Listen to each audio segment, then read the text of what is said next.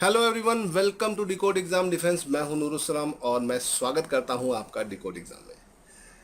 देखिए, एमएनएस का नोटिफिकेशन आ गया है और 2022 के नोटिफिकेशन में बहुत सारे चेंजेस हो गए हैं। और इस नोटिफिकेशन में जो चेंजेस हैं उसको हम आज आपके साथ डिस्कस करेंगे।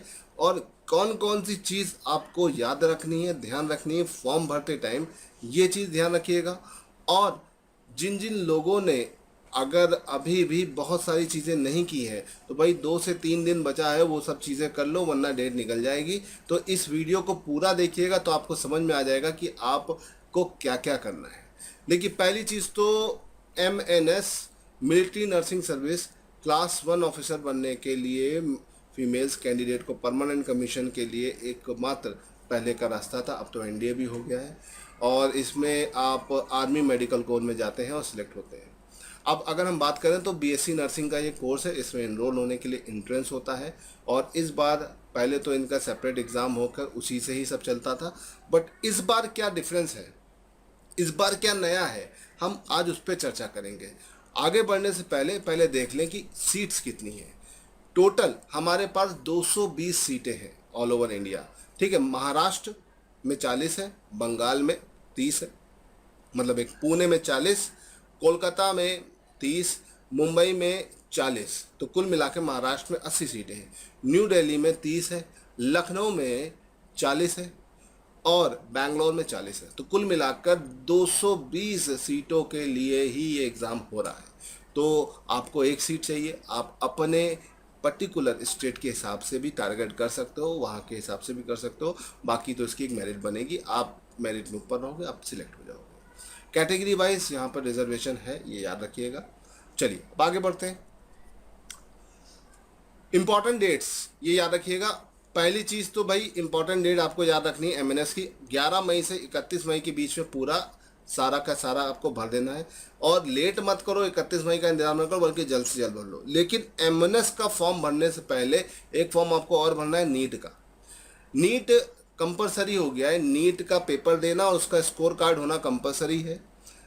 वो अलग बात है कि स्कोर कार्ड में क्या वो कट ऑफ डिफाइन करेंगे, वो उनके ऊपर है। वैसे तो उन्होंने उसमें लिख रखा है कि नीट क्वालिफाई होना चाहिए। नीट जनरल कैंडिडेट के लिए 50% पे, 50 परसेंटाइल पे क्वालिफाई होता है। और कैटेगरी वाइज जो होता है वो 45% पे होता है। तो नीट का फॉर्म की लास्ट डेट है 15 मई, तो उसको जरूर भर देना। क्योंकि अगर इसमें लेट हो गया तो भाई यहाँ पे तो एमएनएस में चांस ही चला जाएगा। तो भाई आज है आपका क्या, 13 तारीख। ठीक है, अब आपके पास 2 दिन बचे हैं, तो फटाफट जल्दी से भर दो ताकि बिना लेट करे तुम नीट तो भर दो, फिर एमएनएस भरते रहना। क्योंकि वहाँ पर नीट का रजिस्ट्रेशन नंबर लगेगा। अब बाद में ज़रूरत पड़ेगी तो नीट का एग्ज़ाम है जुलाई में, तो जुलाई के बाद ही आपका एग्ज़ाम होगा, ये याद रखिए। क्योंकि नीट का 17 जुलाई को एग्ज़ाम है, फिर 1 महीना लगेगा उसका रिजल्ट आने में, तो तब तक आपके पास प्रॉपर टाइम है सब कुछ करने का। तो भाई जो भी तैयारी कर रहा है भर दे से। फीस एमएनएस की 200 रुपये है। अगर आप एससी या एसटी कैटेगरी से है तो आपकी कोई फीस नहीं लगेगी। चलिए, ये तो बात हो गई फीस की। अब इसको भर कौन सकता है, इसको सिर्फ फीमेल कैंडिडेट्स ही भर सकती है जिनको बीएससी नर्सिंग करना है। और उनके लिए पहला, इसमें 2 स्टेज है। पहली स्टेज है आपका नीट का स्कोर, और दूसरा क्या है, दूसरा आपका स्कोर कार्ड है। जब अपलोड हो जाएगा तो आपका रिटन टेस्ट के लिए आप एलिजिबल हो जाएंगे। उसके बाद आपका एक साइकोलॉजिकल असेसमेंट टेस्ट है, उसके बाद इंटरव्यू है। तो आप ये बोल सकते हैं कि आप स्कोर के आने के बाद आपके 3 राउंड होंगे। पहले राउंड में रिटन होगा, फिर एक साइकोलॉजिकल टेस्ट होगा, फिर इंटरव्यू होगा। तो इस तरह से आप 4 लेवल को पार करते हुए फाइनली इसमें सिलेक्ट हो सकते हो। ठीक है, ये याद रखिएगा। तो इसमें 4 स्टेजेस हैं। पहली स्टेज में आपका नीट का स्कोर कार्ड बहुत ज़रूरी है, उसका एक वैलिड स्कोर कार्ड होना बहुत ज़रूरी है। उसके बाद आपका एक सीबीटी कंप्यूटर बेस्ड टेस्ट होगा, जिसमें जनरल इंटेलिजेंस, जनरल इंग्लिश को टेस्ट किया जाएगा। 40 क्वेश्चन होंगे, 30 मिनट मिलेगा और उसमें आपको करना होगा, बहुत मुश्किल नहीं होगा। उसके बाद आपका एक साइकोलॉजिकल असेसमेंट टेस्ट होगा और उसके बाद एक इंटरव्यू होगा। और उसके बाद मेडिकल टेस्ट वगैरह होने के बाद आप कॉलेज में इनरोल्ड हो जाओगे। ठीक है, अब देखिए इसमें आपको क्या क्या लगाना है। पहली चीज़ तो आपको नीट भरना है। है ना। नीट को क्वालिफाई करना है, क्वालिफाई करने का मतलब यही है कि 50% होना चाहिए। उसके बाद आपको रजिस्टर करना है ज्वाइन इंडियन आर्मी .nic.in पर जाकर अपने आप को रजिस्टर करना है। अभी आपका नीट नहीं हुआ है तो आपको स्कोर कार्ड अपलोड करने की ज़रूरत नहीं है, जब वो मांगेंगे तभी आपको अपलोड करना है। तो ये मान के जुलाई में नीट का पेपर है, अगस्त में अगर आपका अगस्त या सितंबर तक उसका स्कोर कार्ड जारी होता है तो अक्टूबर नवंबर या दिसंबर तक आपका पेपर होगा। ठीक है, तो ये मान के चलिए अक्टूबर नवंबर तक अगर आपका पेपर होता है या दिसंबर तक होता है तो आपके पास पर्याप्त समय है इसकी तैयारी करने का। तो ये मान के चलिए दिसंबर से पहले तो एग्ज़ाम होना नहीं है। अब एलिजिबिलिटी क्राइटेरिया क्या है, फीमेल कैंडिडेट होना चाहिए, ठीक, और वो अनमैरिड, डाइवोर्स या लीगली सेपरेट हो और उसके पास भारत की नागरिकता हो। वो 1 अक्टूबर 1997 से 30 सितंबर 2005 के बीच पैदा हुई हो। और अगर हम बात करते हैं तो उसने अपने पहले अटेम्प्ट में अपना 12th का पेपर पास किया हो, ठीक, ओवरऑल पीसीबी से, और 50% एग्रीगेट नंबर होने चाहिए, ये याद रखिएगा। अब अगर आपके पास इतना है तो आप फॉर्म भर सकते हो। इसके अलावा क्या फिजिकल स्टैंडर्ड है, फिजिकल स्टैंडर्ड में मेडिकली फिट कैंडिडेट जो उनका क्राइटेरिया उसके हिसाब से अगर हैं तो आपको रखा जाएगा, और एक फिक्स हाइट होनी चाहिए फीमेल कैंडिडेट की, दैट इज़ 152 सेंटीमीटर। अगर आप 152 सेंटीमीटर से आपकी हाइट कम है तो फिर आप एलिजिबल नहीं हो। हाँ, 18 साल के अंदर अगर हैं तो उम्र बढ़ने की, मतलब हाइट बढ़ने की चांसेस होते हैं। और नॉर्थ ईस्ट के बच्चों के लिए ये जो हाइट है वो 147 का क्राइटेरिया है। तो सब कुछ आपका यहाँ पर इन एंड आउट मैं आपको बता रहा हूँ। इसके बाद अगर हम बात करें तो सिलेक्शन का क्या प्रोसेस होगा।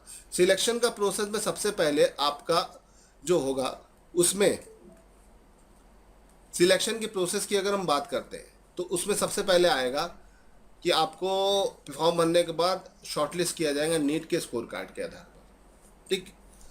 अब ये स्कोर कार्ड कैसे होगा, क्या नीट वाले बच्चे भरेंगे, अगर ज़्यादा भर देते हैं तो ये आपका स्कोर कार्ड हाई लेवल पे जाएगा, अगर नहीं कम भरते हैं तो वो लो रहेगा, लेकिन मिनिमम तो 50% लाना ज़रूरी है। उसके बाद वेरिफिकेशन ऑफ डॉक्यूमेंट्स होगा, डॉक्यूमेंट्स का वेरिफिकेशन होगा। उसके बाद आपका TOGIGE test of general intelligence and general English होगा, ठीक है। उसके बाद आपका साइकोलॉजिकल असेसमेंट टेस्ट होगा, PAT होगा, और उसके बाद इंटरव्यू होगा, और इंटरव्यू के बाद आप फाइनली पहुंच जाएंगे अपने कोर्स के लिए। अब शॉर्ट लिस्टिंग के थ्रू आपको अपना रजिस्ट्रेशन का रेफरेंस नंबर देना होगा और आपको नीट का के अकॉर्डिंग अपने स्कोर कार्ड के अकॉर्डिंग मेरिट में देखना होगा। अगर आप मेरिट में होंगे तो आपका रोल नंबर डिस्प्ले करेगा वेबसाइट पे joinindianarmy.nic.in पर, और वहाँ से जाकर आप अपना आपका बोल सकते हैं एडमिट कार्ड डाउनलोड कर सकते हैं, ठीक है। और उसके बाद verification of document, all shortlist candidate will require to produce all original document as listed in the admit card at the time of interview for verification।